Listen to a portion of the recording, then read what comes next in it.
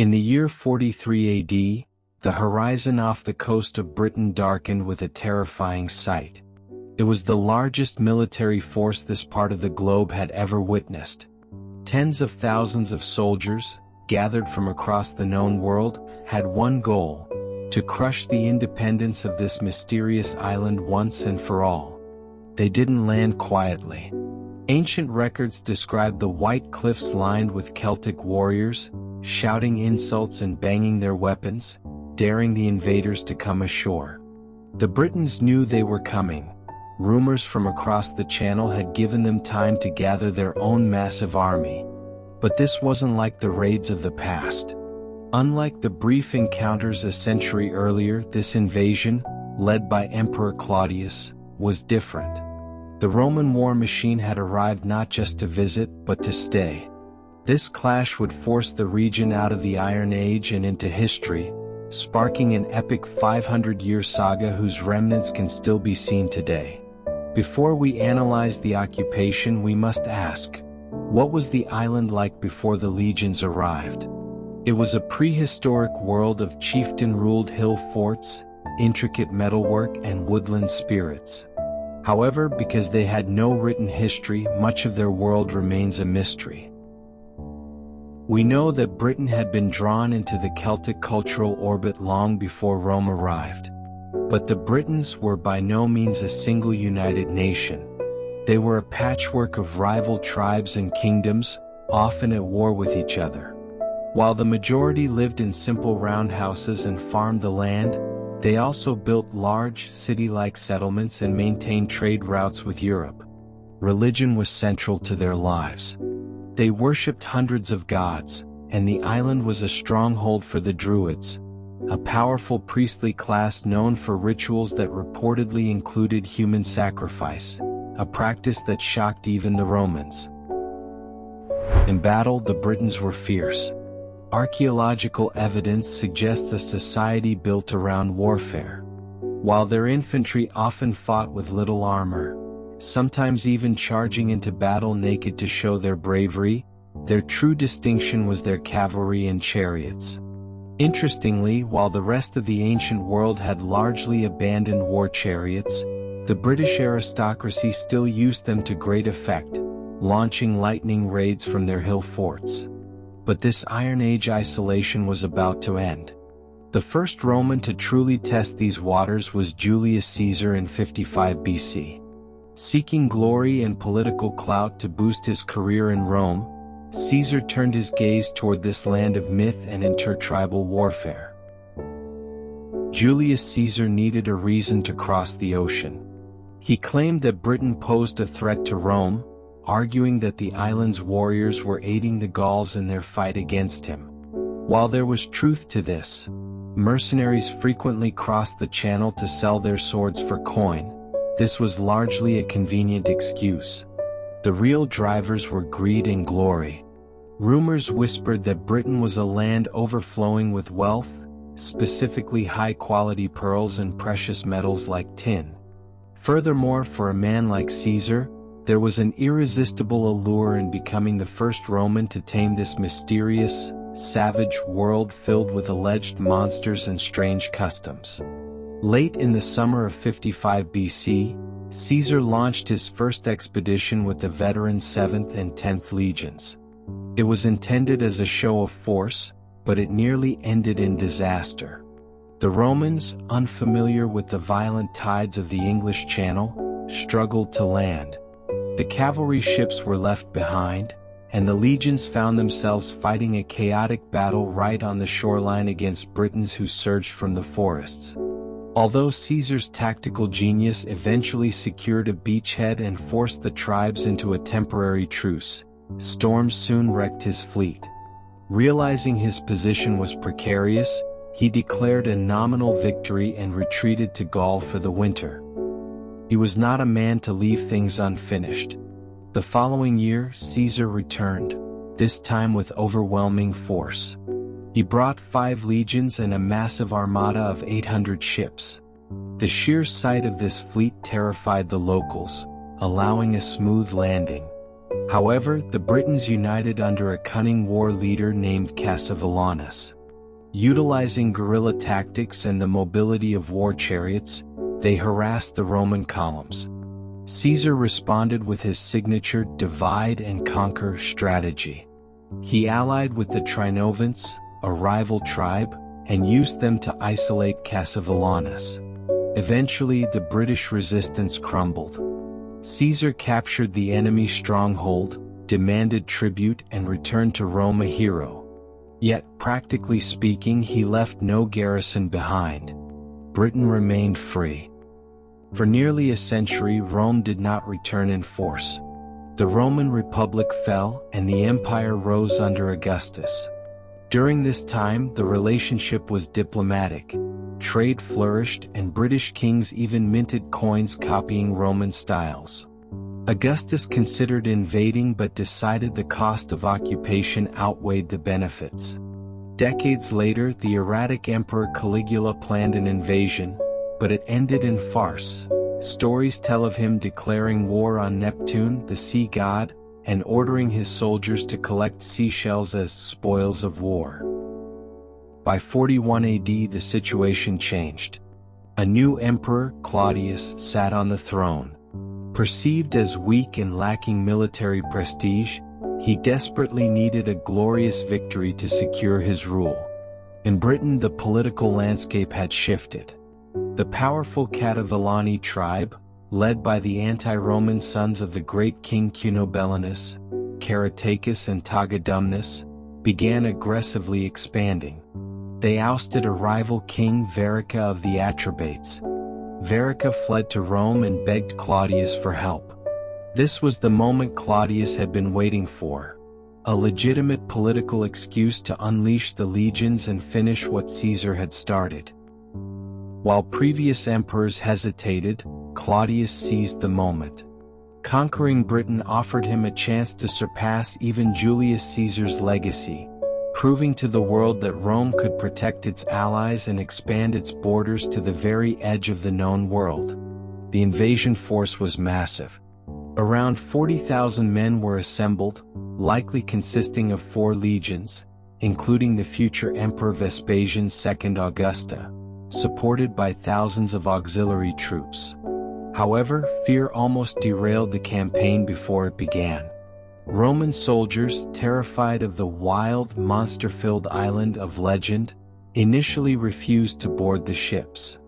It took a motivational speech from Claudius's freedman, Narcissus, to finally get the fleet moving. In 43 AD they landed, likely at Richborough. The British resistance, led by Caratacus and Tagadumnus, met them at a river crossing, probably the Medway. The battle that followed was fierce and lasted 2 days, an unusually long time for ancient warfare. The turning point came thanks to the Batavians, a specialized Germanic auxiliary unit known for swimming across rivers in full armor. They crossed silently, targeting the horses of the British chariots, crippling the enemy's mobility. The Roman heavy infantry then pushed across, breaking the British lines. Tagadumnus was killed, but the cunning Caratacus escaped to fight another day. Following the victory, Claudius himself arrived to seal the conquest. In a theatrical display of power, he entered the captured capital of Camulodunum, modern Colchester, riding an elephant, a beast likely never seen before on the island. He accepted the surrender of several tribes, declared Britain a province, and returned to Rome a conqueror. But the war wasn't over. While the south was quickly Romanized with new roads like the Fosse Way and luxury villas appearing, the frontiers burned with resistance. Caratacus, now a fugitive, fled to Wales. He rallied the fierce Silures and Ordovices tribes, becoming the symbol of British freedom. The new governor, Scapula, chased him into the Welsh mountains.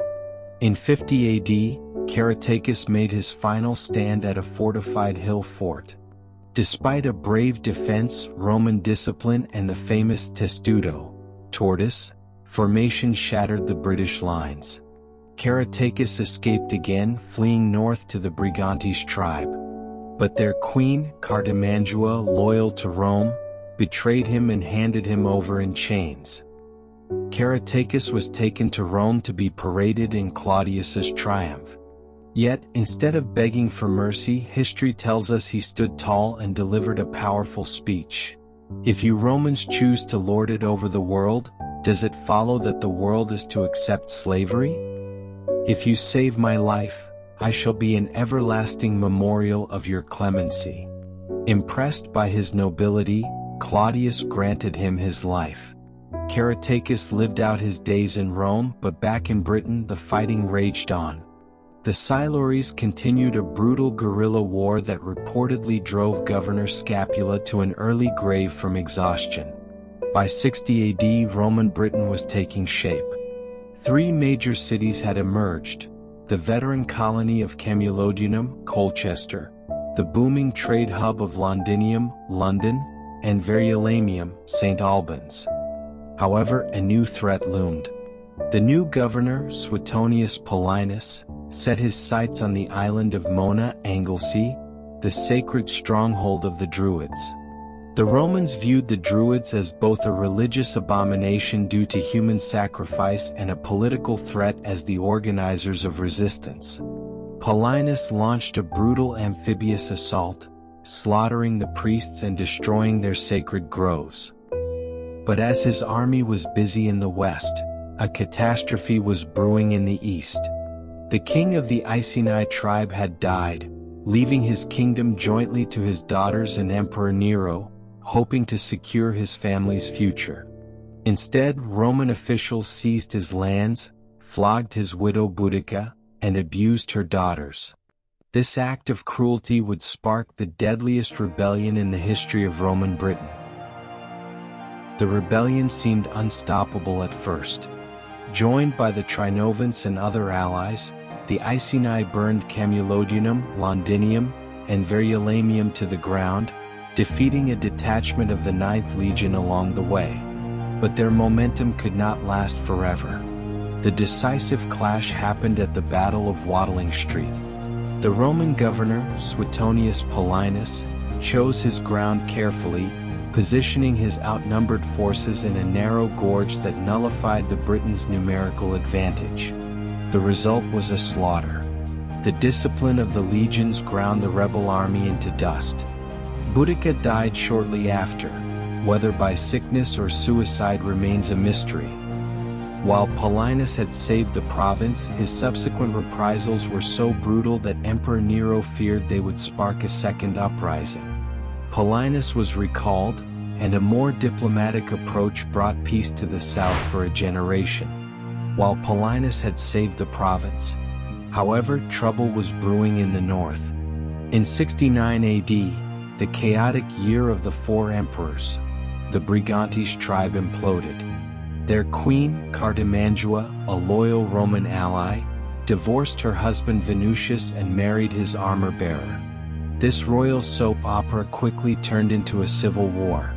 Distracted by internal strife in Rome, the legions could only do enough to rescue the queen, leaving the vast territory of northern England in the hands of the hostile Venusius. It wasn't until Vespasian stabilized the empire that Rome could return to the offensive. Vespasian, who had fought in Britain as a young commander, sent a series of capable governors to finish the job. First, Cerealis conquered the north, establishing a fortress at Eboracum, what we now know as York. Then Frontinus finally subdued the fierce Silures in Wales.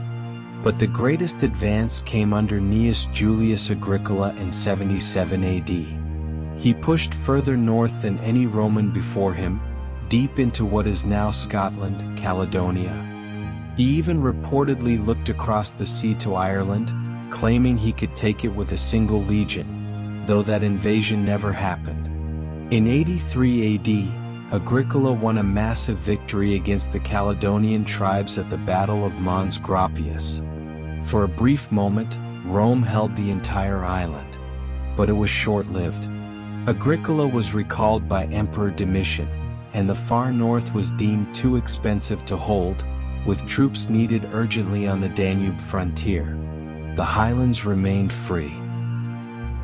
By the turn of the 2nd century, the sword had largely given way to the toga. The south of the island had transformed. Take the site of Aldborough in North Yorkshire. Today we see ruins, mosaics of lions and Roman foundations. But the people who lived there weren't Italians. They were Romanized Britons of the Brigantes tribe. They had adopted Roman names, gods, and lifestyles. This was the genius of the empire. It didn't just conquer, it assimilated. Local aristocrats realized that becoming Roman offered wealth, status, and power. Cities like Wroxeter, Chester, and Lincoln boomed. The landscape itself changed. A massive network of paved roads connected the new urban centers. Londinium rose from the ashes of Boudica's fire to become the undisputed capital, eventually earning the honorary title Augusta.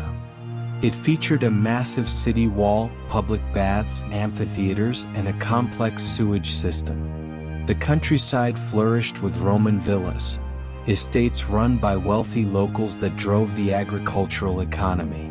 Goods from across the known world flooded into British markets. Finally, in 212 AD, Emperor Caracalla granted citizenship to all free men in the empire. The divide between conqueror and conquered had officially vanished. They were now all Romans. After the furious campaigns of the 1st century, the 2nd century brought a different kind of strategy: containment. This era is defined by one colossal monument, Hadrian's Wall. Stretching across the narrow neck of northern England, this stone barrier wasn't just a fence.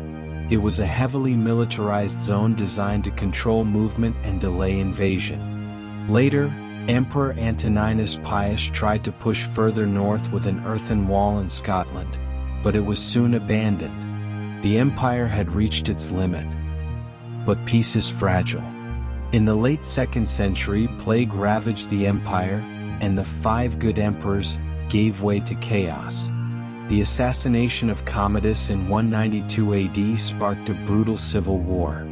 The British governor, Clodius Albinus, stripped the island's garrisons to fight for the throne but was defeated in a massive battle in Gaul by Septimius Severus.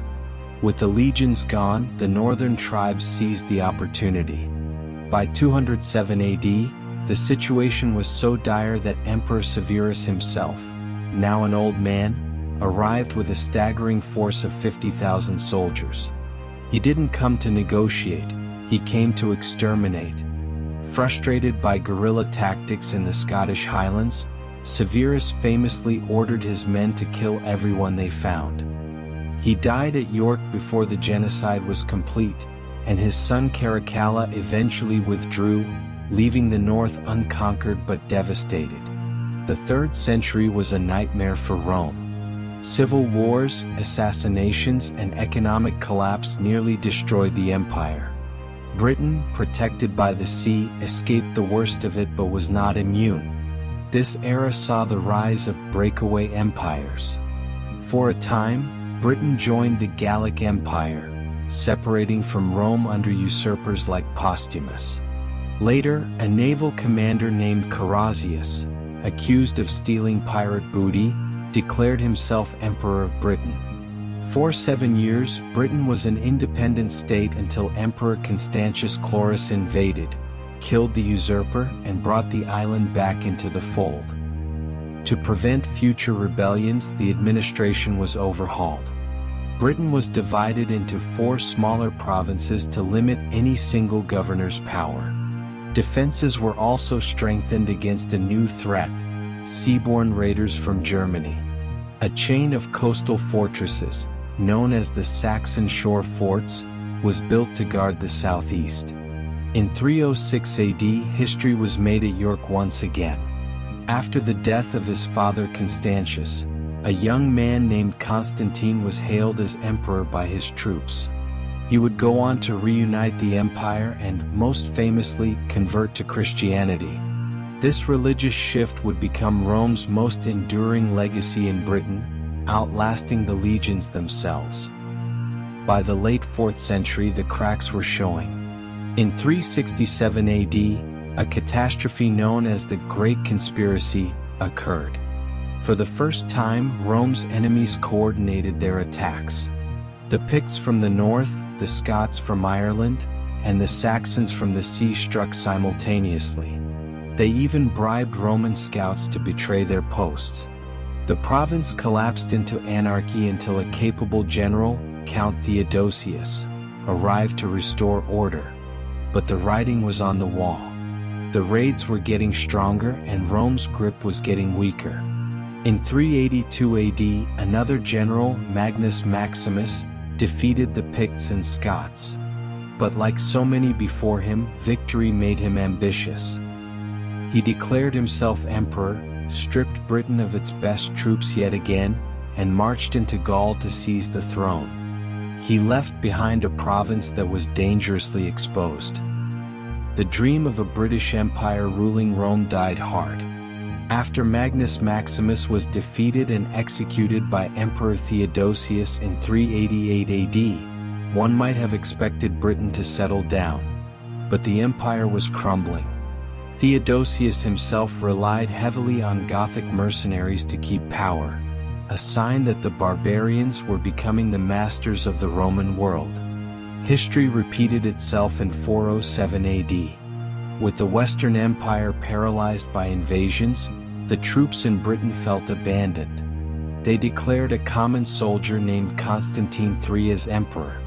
Like Maximus before him, Constantine stripped the island of its last remaining garrisons and crossed the Channel to conquer Gaul. He would never return. Britain was now effectively undefended. In 410 AD, a desperate delegation of Britons reached the Emperor Honorius in Ravenna. They begged for soldiers to protect them from the Saxon raiders tearing at their shores. Honorius's reply was cold and final. He was too busy watching Alaric the Goth sack Rome itself. He told the Britons to look to their own defenses. This moment is often cited as the end of Roman Britain. In reality, the end had already come. Archaeological evidence shows that Roman coin shipments, the lifeblood of the economy, had stopped years earlier. The province had been cut adrift. Decades later, around the mid-5th century, the Britons made one last, heartbreaking appeal to the Roman general Aetius. Known as the Groans of the Britons, the letter read, "The barbarians drive us to the sea drives us to the barbarians."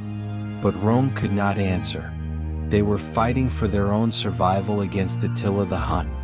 The Western Roman Empire finally collapsed in 476 AD, but by then Britain had already fragmented into a patchwork of warring kingdoms. The vacuum left by Rome was filled by newcomers from across the North Sea, the Angles, Saxons, and Jutes.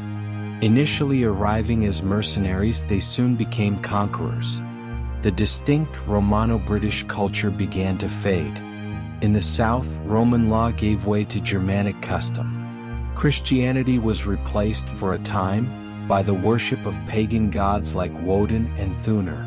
Cities like Londinium and huge villas fell into ruin, becoming ghost towns haunted by the past.